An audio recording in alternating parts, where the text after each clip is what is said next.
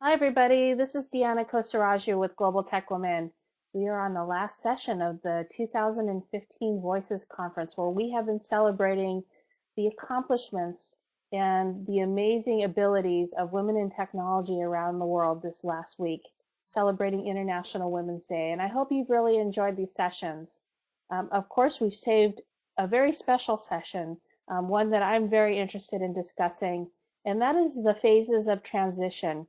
The end is just the beginning.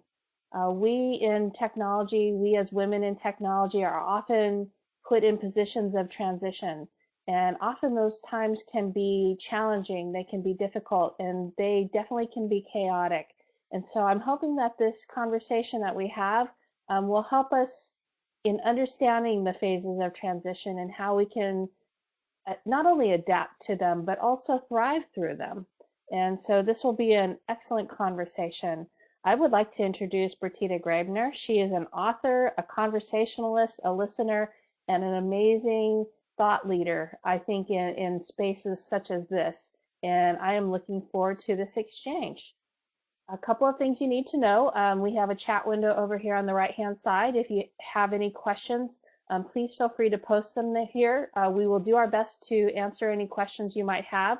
We may also address those questions after the session is over. So if you're watching this as a recording, you can always email me at deanna@globaltechwomen.com with your questions, and we would be happy to address those after the session is over. The second thing is there's a PowerPoint presentation, which I'm going to put up right now. And what you need to do is you need to drag and drop this window somewhere on the screen so it doesn't interfere with your view of our speaker. That way you can follow along with the conversation as well as the presentation and hopefully contribute to this as well. So with that, I'm going to hand it over to Bertita. Thank you very much, Deanna. Really appreciate that. I'm going to situate that right there, and hopefully that works for everyone, for me too. So very happy to be here. Thank you so much for the opportunity to participate in Global Voices 2015. And to begin, I want to state the relevance of this topic to us. We all experience breaks and breakdowns in our lives. They come with varying effects on our personal and professional lives. A termination of any kind can be moved through with this way of looking at our relationships and ourselves. It serves as a positive way through to the other side, to what is next. When we actually make a transition, we live fully and experience what is given to us. We are current with our individual worlds and in our global presence here. Here at Voices 2015, I offer a prepared, measured presentation from beginning to end in order to cover a subject matter that may be unfamiliar. At the end of slide 11, I am glad to accept any questions which may be answered here in the conference or offline. So, Deanna and participants, I am happy to start with slide 1. Conversations with myself mirror when I set off down the road. Our internal and external levels are shaken and threatened, and no part of our life is immune to the effects of a life transition.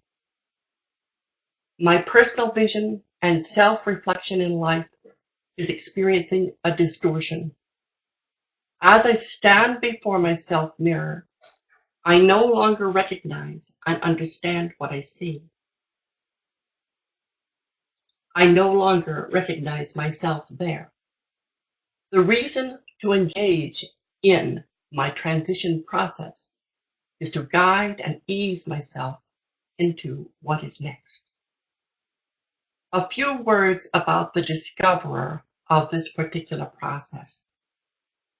William Bridges was educated at Harvard, Columbia, and Brown universities.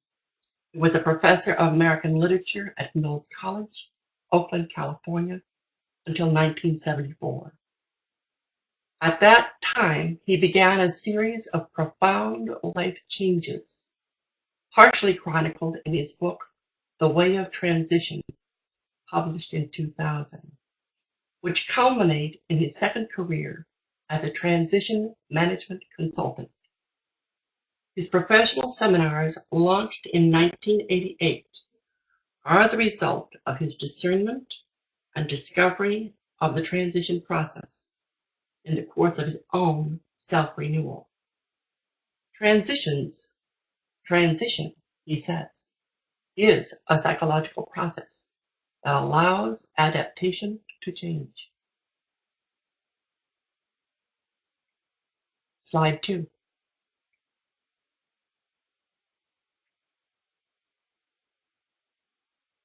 How do I get there? How do I move between places? How do I get from what is over to what is next? This is called a time of transition. It consists of 3 parts. I let go of my past.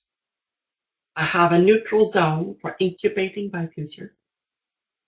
And as a renewed self, I begin my future. It is a time to put an end to. It is a time to float in a kind of limbo. It is a time to be reborn. We are wise during this transition time to engage with a listening, reflecting companion. As you see in this 3 phases of transition: ending, the losing, the letting go, time, impact, readiness, neutral zone, new beginning, and alignment. Slide 3. The 3 phases of transition 2.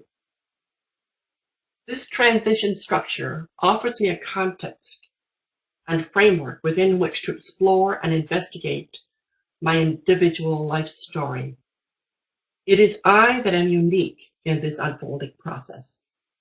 What is important to me? How do I understand the meaning of these segments in my life? What is important to me about how I pivot in this world of mine? What is important to me about how I am affected and how I affect others? So, when this process reveals, it is I that emerge in my self-mirror. What is important is my individual life story, personal, relational, and professional.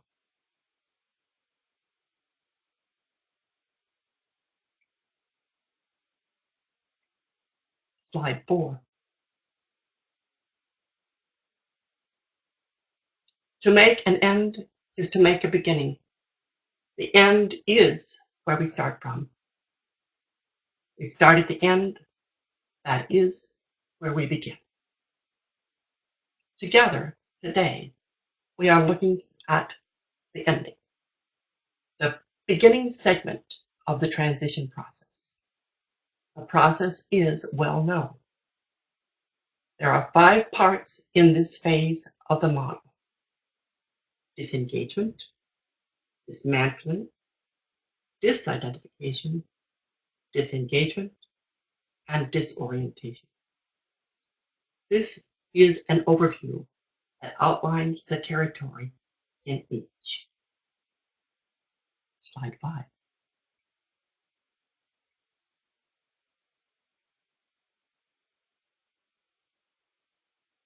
The disengagement process.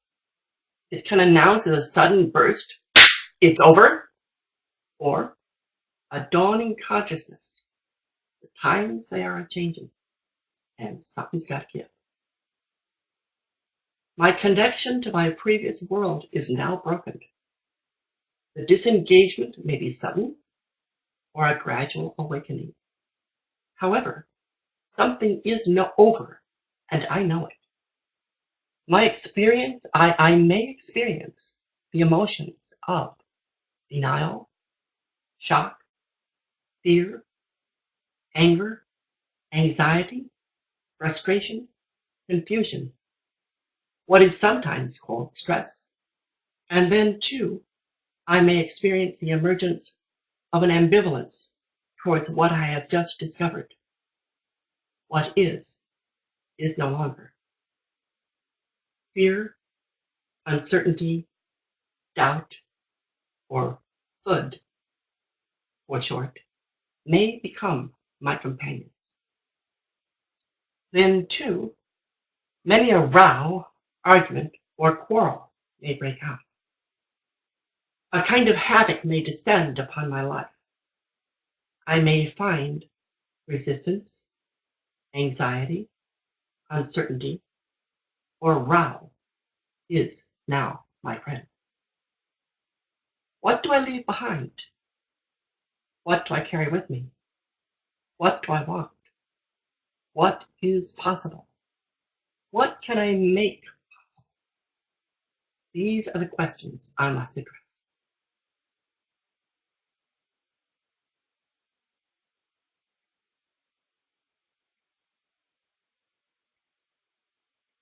Slide 6. Dismantling. Here, I see my self-image fragmented, spread upon the surface of my reflecting pool, finding inner school dividing walls in my self mirror, undoing the bits, editing myself, a studied falling apart, trans-evolution, undoing, deconstructing my dignity. Here it is that I cut my ties to the world that gave me my former identity, both interpersonal and social. I take apart the internal structures that were required to maintain my success and hold in place my former world. I take apart this former identity a piece at a time, piece by piece, as each one appears in my present moment for reconsideration. Practicing the disengagement process stops me receiving signals and cues from my before time. Practicing the dismantling process, on the other hand, stops my applying former ready-made reactions and retorts. I adapted and cobbled up these returns to cope and to deal with my then present life and the chaotic moments in it. They come from an archaic and out-of-date formula acquired and constructed by me over time for living successfully within the realities of that now former world. They served me well there, so bravo and congratulations to me. I succeeded. My database of available responses, my former habits, my former behaviors, my former practices were needed and functioned well before disengagement appeared on the scene. They held me together. Left untouched, I remain in the past, living out of sync. However, now is not that. Dismantling, in effect, is a process that allows me to become current with my self-mirror and myself as I re-image into the world I am entering. Looking into this a bit further, I find two parallel and separate aspects, one emotional and one cognitive. Emotionally, I have lost something, and I know it. I have lost perhaps many things as a result of the disengagement. I know it. Lots of emotions pass through me. I cry a lot. I say many words. I feel many emotions. These are my natural and normal responses to loss. The process does not cause them, but allows me to piece together, allows me to piece by piece take apart and see how inaccurate, and see the now inaccurate image in my self-mirror. All these reactions tumble out onto my self-reflecting pool so that I can now see what was. I can now reflect upon and revision the image I find through the dismantling process. I see clearly and exactly what this particular disengagement has taken from me. To this, I add the parallel process. Cognitively, I begin a gradual separation. My way of thinking changes from we are part of, to no longer thinking so. Because in fact, I was not, and perhaps never was, a part of. Not at least in the way I thought. I begin to think of myself as I am. It is a long, slow process. I must learn patience with myself, as it is countercultural to allow us the individuality of time needed. While I change over emotionally and cognitively, I must be kind to others still in my world, and to myself as I follow through with my transition. It is a kind of mini death, and it hurts. It deserves my respect and attention. Elizabeth Kubler-Ross writes of grief as having 5 stages in her book on death and dying. Google her name for more information. A time-related and self-referential adage makes clear just how difficult it is to estimate accurately how long. Hofstadter's law states it always takes longer than you expect, even when you take into account this very law. Named after Douglas Hofstadter, this saying acknowledges the difficulty in estimating how much time is needed to complete any task of substantial complexity, such as the dismantling.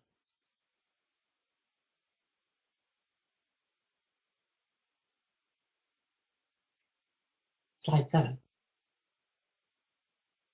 Disidentification process. Knowing I am no longer there. I am no longer that. I ain't where I ought to be, and I ain't what I'm gonna be, but I ain't what I was. My definition is gone. My reflection is gone. My role is gone. My label is gone. My behavior benefits are gone. The familiar. It is no laughing matter and can be a source of serious panic. Disidentification is considered to be the inner side of disengagement, of the disengagement transition process. The reason to take time for the disidentification process is that it serves me in 4 ways. To separate from my former identity, or to separate from a self-mirror that does not help me live effectively and well in my new reality. 2, disidentification makes transition possible. 3, it opens space to try on and create behaviors and psychological self-mirrors that allow for my transformation, to literally reform my internal ways of thinking and external ways of behaving. It makes possible self-renewal. It makes possible my new identity suited to my new reality. Or the fourth way it serves me, disidentification, that is, opens the mirror to see a new reflection, a new self-image, one that matches the new reality I have entered. When disengagement appears in my professional and vocational life, I may find I need a temporary identification, a transitional title and role to assist others in identifying where I fit with them and with myself. I call this participial living. Others call it a participial identity.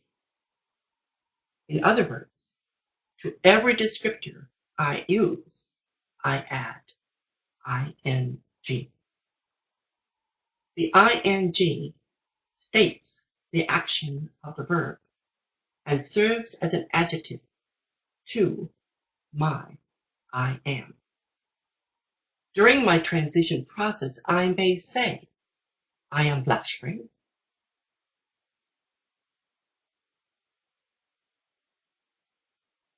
I am teaching, I am writing. I do not say, I am a lecturer, I am a teacher, I am a writer. I may say, I am, ing, whatever applies in my actual life. People like and prefer nouns. They are names, they are labels. They say you are. Nouns add a security to knowing the what it is I am in their scheme of things.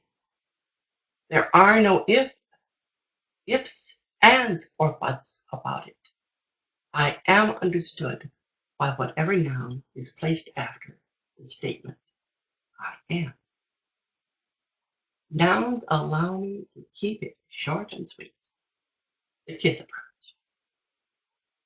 During my passage into myself, I can identify myself participially. This permits me a professional name while not yet claiming the profession. I can live in the in-between places, both professionally and socially. It allows me movement and exploration of different social and professional groups. I can sort of leap into the adventure of an identity and take on its mantle. I can try it on and see how I look in my mirror. How well does it suit me? Participial living gives me a name while allowing my private, personal passage time to see images in my self-mirror until I see my own accurate reflection.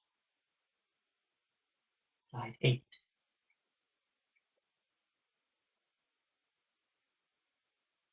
Disenchantment. Even as love crowns you, so shall he crucify you.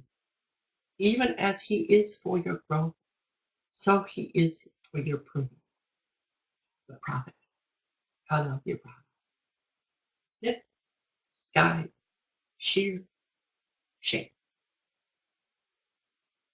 The discovery of disenchantment is that a significant part of my internal and external reality is simply not so. Large or small, what I held to be true, I discover, is not. I am let down. What I trusted in let me down. I am betrayed. I can even discover I am not who I thought I was when push came to shove in the crunch of life. In some tangible and palpable way, my world is no longer real. This letdown, this disenchantment is my wake-up call that it is not so.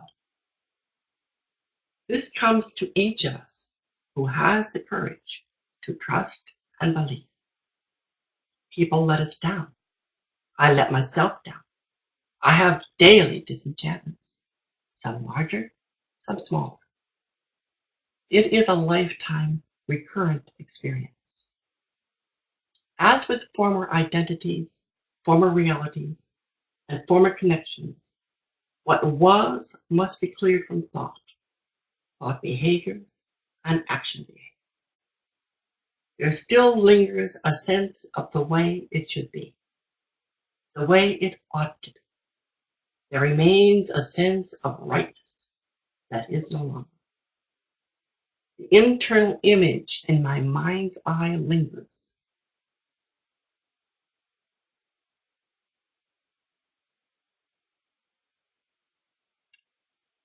Shoulds hold a standard for my manner of thinking and or my behavior. I need to unlearn what I knew I knew. Growth is not necessarily an additive process, a continual more, upward, onward. Loss is counter to our cultural expectations here in America.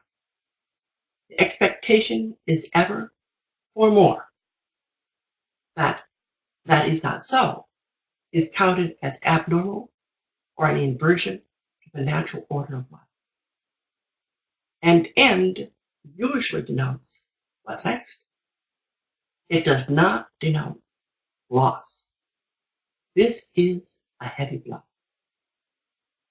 My shoulds hold me in an iron tangle of assumptions and expectations, keeping me bound to a world of mine that no longer exists.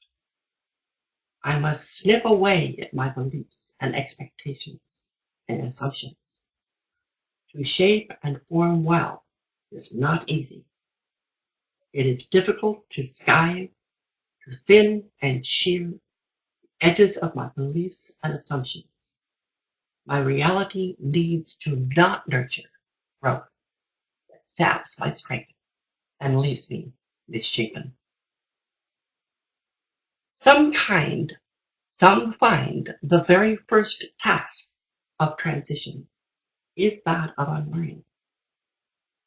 So in order not to simply switch from one enchantment to another enchantment, I accept my disenchantment. I explore it. I find its edges. My disenchantment is realignment with what is current in my life. I transition to a reality that actually corresponds. Disenchantment signals to me, I see it is not so. I am ready now to see clearly. I am ready to scrutinize the depths of my assumptions. I am ready to see myself in my current life, to know what is in every moment. It is a process and a time of discovery. As disillusioned, I reject my current lot of enchantments, switch to other enchantments to fill my inner cast of characters, and stay stuck, disillusioned on an eternal, unfulfillable life.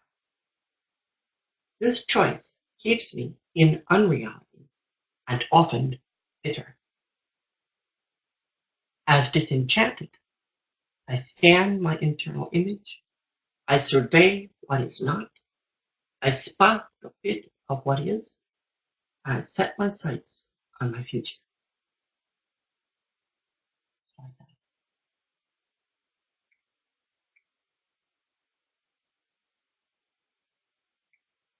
Disorientation process. And if you are lost enough to find yourself, my former reality is gone. I can see where I was. I can view behind me my former self-identity. I can clearly gaze at my mirror reflection before disengagement. Now, I am not sure of the who I am. I no longer know where I am going.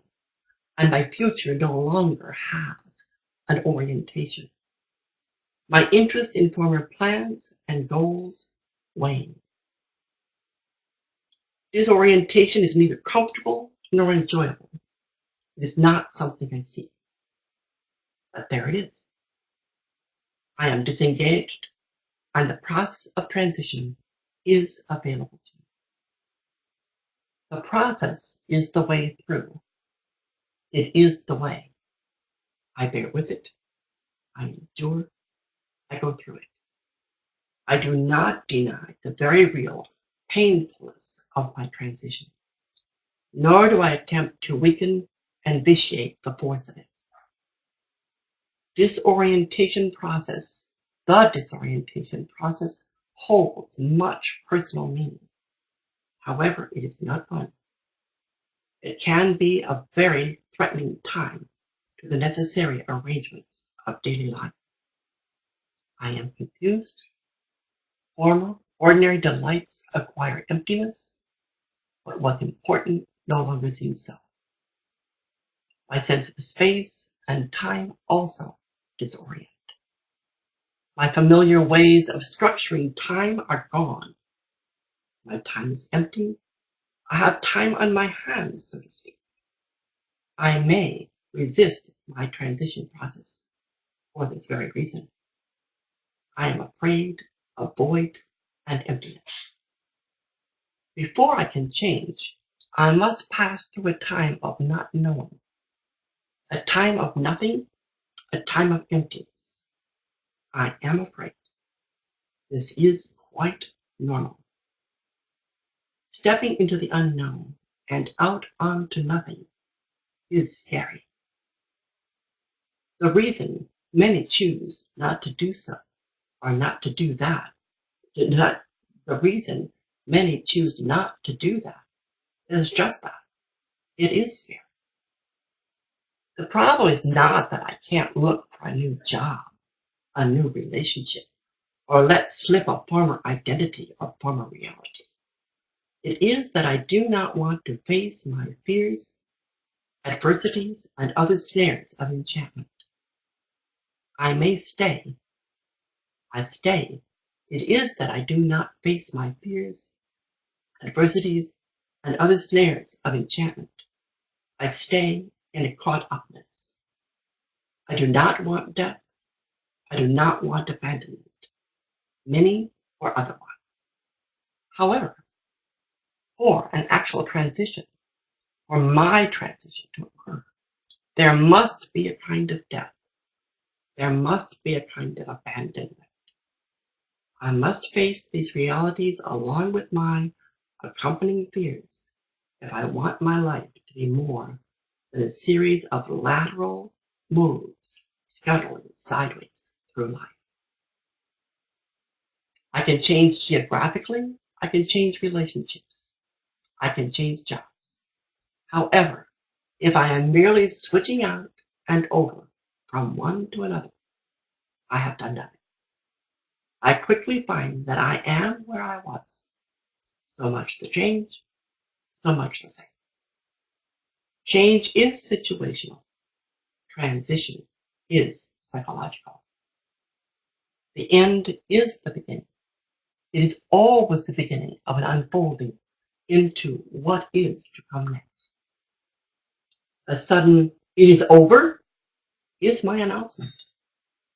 A gradual awakening, the dawning knowledge, the end, that is my clue. I can change or I can transition. I can allow my self-mirror to reflect my updated identity. I can begin a process. I can do my inner work and enter the new. I can lean into, I can accurately reflect my identity and live doing the necessary activities of life. Only disengagement is external. Virtually all of the other aspects of the phases of the ending process are internal. So there it is. That is the work. It is the inner ending that initiates my transition. That is slide 10. Tips. I consistently practice with a listening, reflecting companion. I consistently practice self-care techniques of my choice. I consistently practice meditation, both mental and physical.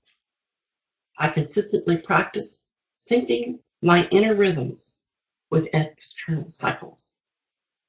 I consistently practice kindness at all times to myself and to others.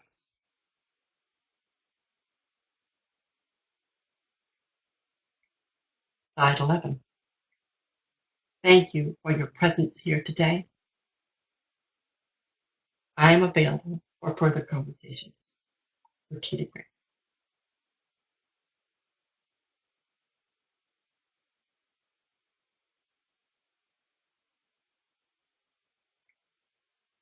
Thank you so much for an amazing presentation. Thank you. I am finding it hard to find words, which is the first time in the entire week.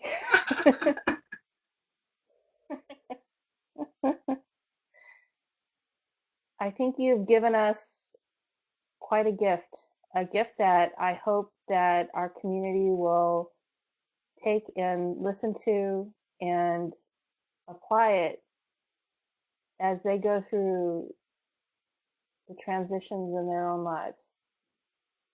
And I want to thank you very much for giving us this gift. It has been wonderful. Thank you. Thank you. I'm very happy to say what I have said. Appreciate the opportunity to speak. Thank you. I think with that, I think we're just going to close. I think that this doesn't need any more. I think it's perfect the way it is. So we will end this session. We will end Voices 2015 as we transition into whatever is next. So perfect ending to the beginning. To the beginning. So I hope you've all enjoyed Voices 2015, and I look forward to hearing your ideas and your feedback about where Global Tech Woman is going and where you are going and how we can best serve what it is you're trying to do. And so please send me an email at deanna@globaltechwoman.com, or you can tweet me at globaltechwoman. And I look forward to hearing your feedback. Me too. Thank you, Bertita. Me too. As usual, you're amazing. Thank you so much, everybody. Mutual. Bye-bye. You are awesome. Thank you.